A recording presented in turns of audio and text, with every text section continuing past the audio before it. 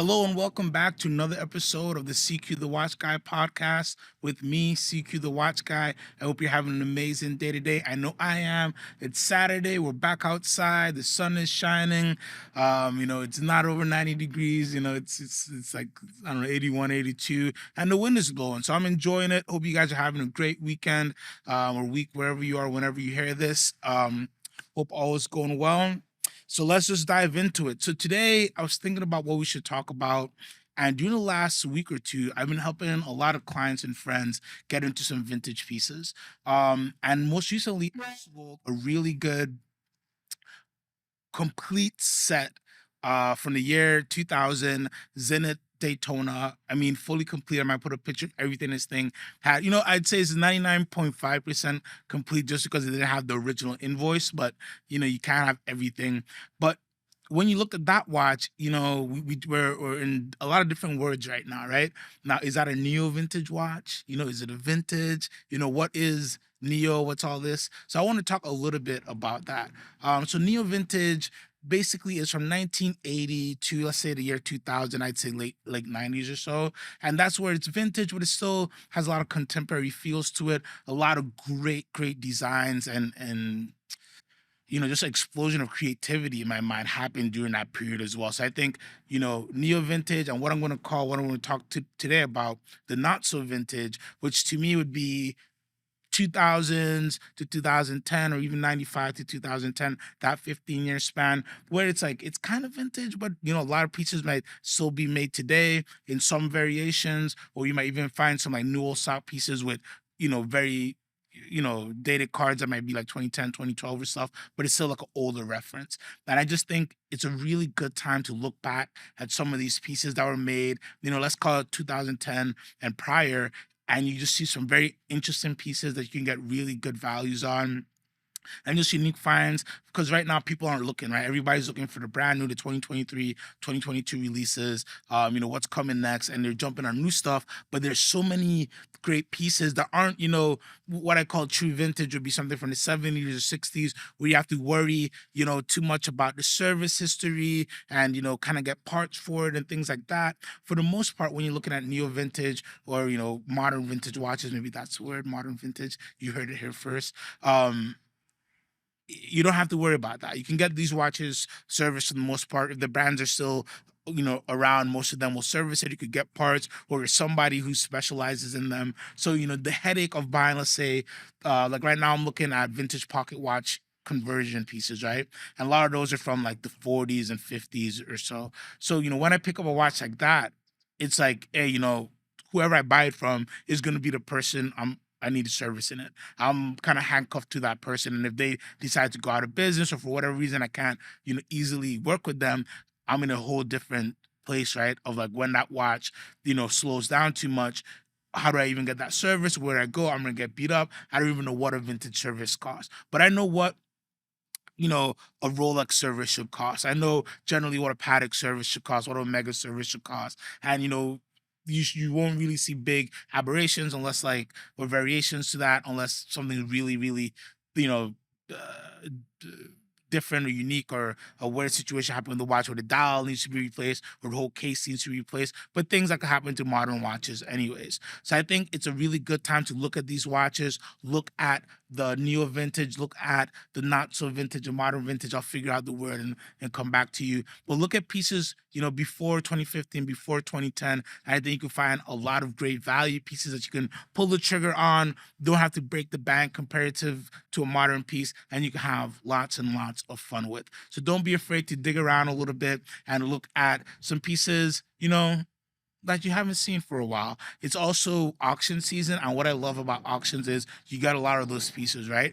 You see a lot of cool, unique, funky pieces that you might have only seen like in a catalog or like some forum listing way back, but now you're seeing somebody's, getting rid of their collection or upgrading their collection, and you just see all these unique pieces. There was a great Christie's Dubai online auction that just ended, and there was just some amazing Gerard Perregaux, Triple Bridge, tourbillons and minute repeaters, and there was a Ulysse Arden opera automaton in there as well, and just really unique pieces that you don't see come up even on the pre-owned markets that much. So definitely look at auction listings when they come out, even if you're not gonna bid. Just a great place to see great watches that you just honestly forgot about or might never have even heard of. Maybe it got released in a international market, so you just you weren't in the press fair at that time. So definitely a good time to be looking at some great watches from a previous generation. Let's say that. So what I have done today, of course, for the watches of the week is giving you a great lineup of these what I call not so vintage watches, where we're talking older than 2010, but not but younger than 2000, so nothing from the 90s here. So let's get it rolling with a beautiful missions Omega Speedmaster missions Apollo 17. So it's a Omega Speedmaster Professional, and this one's special because it was done as a limited edition to commemorate the Apollo 17 mission, which was the last mission to the moon for the NASA program. And for many people who love space, it's such an important mission, and just that whole space race and getting to the moon and things like that. So it's a great way to commemorate that. Just a little insignia crest on one of the chronograph circles there. Beyond that, it looks like a normal Speedmaster Professional first watch to the moon. So you got something special, something unique, and a Speedmaster is one of those great not so vintage watches where you could go not so vintage, you could go neo vintage, and go all the way vintage. There's so much, such an array of speedies to collect, and I wanted to highlight this one because I just love, I love space. I love the story of this, and it's a great way to nod your tip your hat to that, but not have a watch that's overpowered as a limited edition. It's a great one to check out. Next up, we have two-tone Submariner, the 16613LB Surdy dial, Surdy gray dial. So you have sapphires and diamonds on the indices, and I love these. This particular one is an M Serial 2011 papers, so it's one of the newest editions you're gonna find of a Surdy dial. But you'll see these produced from early 2000s, late 90s, a lot of different eras of these, and you'll see these with rubies as well. I love this because I just enjoy the deep sapphires. So I love, the sapphire trapezoid up top, the two other markers at 6 and 9, and just nice little diamonds for your other R markers. So it gives you bling, it gives you a nice touch of luxury, but it's still very sporty, fun watch. I would wear this as a daily wear, to be honest with you, and have no qualms about it. I think this is really a really cool piece. I love the Shirley dials, and this one being a really good complete set from 2011 gives you opportunity to get a fresh one, something that you're not gonna see every day, especially in this condition. All right. Roll on through it. One of my favorites. We have the second generation of the Vacheron Overseas with the blue dial, and this one is dated 2015, but of course, they were made before that as well. And why I love this watch so much, I love the Overseas, but I love the third generation Overseas, but I think the second generation, something about it just hits every nail on the head for me. And I just really like that big date up at 12 o'clock. I don't know what it is about it. That big date at 12 it just balances out the chronograph dial so well to me. And just the whole character of the case and the bracelet of the second generations has a different feel than the third generation. So I think that's why these are still at pretty good prices, because they're just good looking watches, and a lot of people buy these and hold them. So definitely check out the second generation Overseas in all the variations, but the chronograph with the blue dial is chef's kiss, something you definitely want to get on the wrist if you've been itching for Overseas. The third generation does have the ability to switch the straps very easily, so that will always give the notch up. But if you're okay with a bracelet all the time or the variation you like, I think you should go for it. Next up, we have a beautiful Day-Date 36 118238. So this has the Rolex Jubilee motif dial, which means it says Rolex. Rolex is laser engraved across the dial, and then you have diamond indices as well. And I wanted to pick this one. We have actually a really good assortment of Day-Dates on the site right now, in various price points and ages. Most of them are complete sets, so definitely if you're in the market for a Day-Date, check it out. We have a really, really good assortment right now. I picked this one because this again is something that you don't see every day. I love the Jubilee dials from Rolex. So you get the Rolex laser engraved across the dial, and then with the diamonds indices, it just gives you again nice luxe watch. Doesn't scream. It is a gold president, so it yells a little bit, but doesn't scream. But in you know in the world of dates, right? It's always fun to me to find a very unique dial to set you apart. So if you're somebody who's interested in diamond dials and you wanted something even more unique than just a classic champagne diamond dial, the Jubilee Rolex Motif is a really good way to go. Gives you something unique, classy, but it could still look like everybody else at the same time. So you can blend in, but still kind of pop out and show your individualism. And I just love a good dated. So, it's not hard to get on the list for a dated.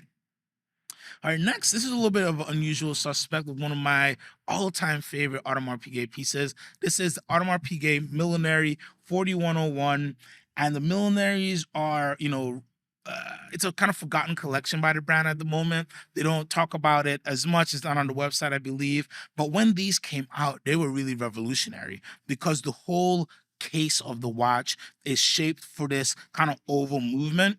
The original Millenaries came out during the 2000, early 2000 of the millennium.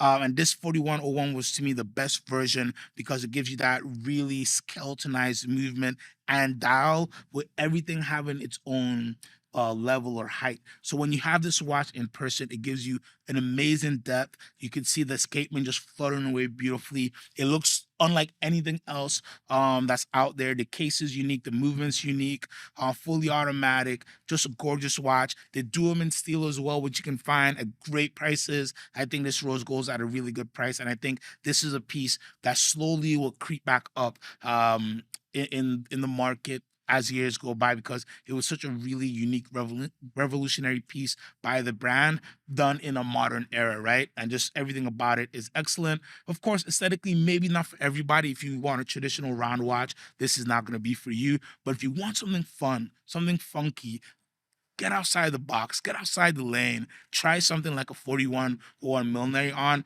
You'll be amazed of the feel on the wrist, and just look of it is going to be unlike anything else in your collection. I can guarantee you that. All right, last but not least, we're going to wrap up with one more AP. This is an AP Lovers show. Then we have the Audemars Piguet Royal Oak Offshore Montauk Highway Limited Edition. And I choose this for a couple of reasons.